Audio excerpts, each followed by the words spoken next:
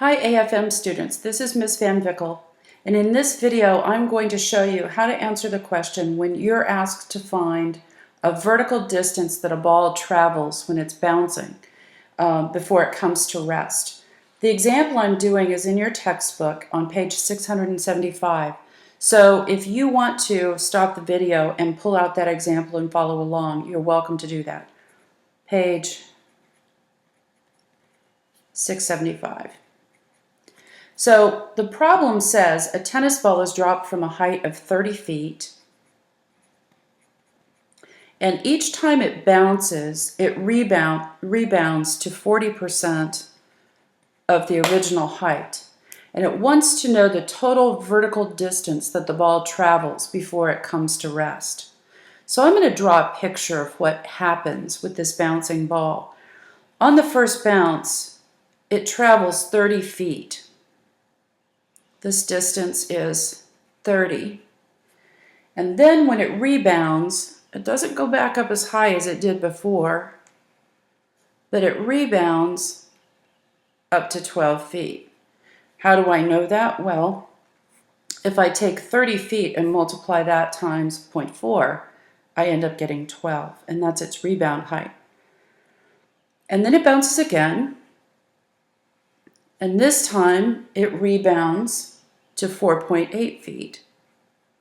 So 30 times 0.4 is 12, times 0.4 is 4.8, and so forth.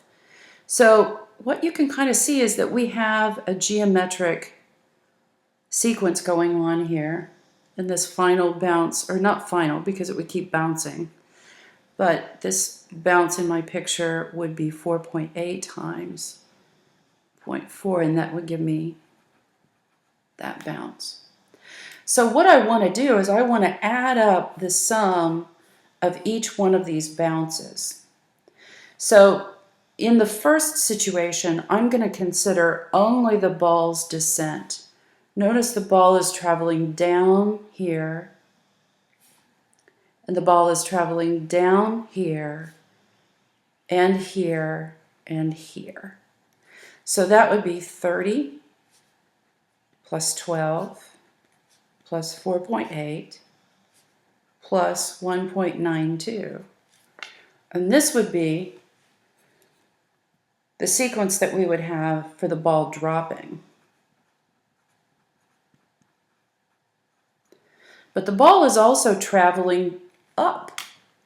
And so I haven't yet considered this height where it goes up 12 feet and up 4.8 feet and up 1.92 feet and so forth. So essentially, this is the ball going up, this is the ball going down. And to determine the vertical distance, I need to add those two together. So I'm going to use the sum of an infinite series because it says how long before the ball comes to rest. And the first thing I'm going to do is I'm going to find the sum of the ball dropping.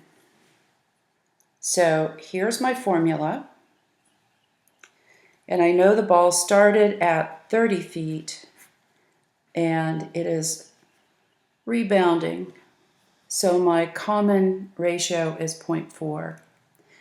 And when I sort out that, I get 30 divided by 0.6, and that's 50 feet. So if I take a look at what I've added up so far, I've added up the sum of the ball drops, but I also have to add the sum of the ball when it goes back up. Notice I didn't start with 30. I started with 12. And if we look at our picture, let's move back to our picture. If we look at our picture, the ball was dropped from a height of 30 feet. So it never actually traveled up that 30 feet. It traveled up the 12, up the 4, and up the 1.9, but it didn't go this distance right here.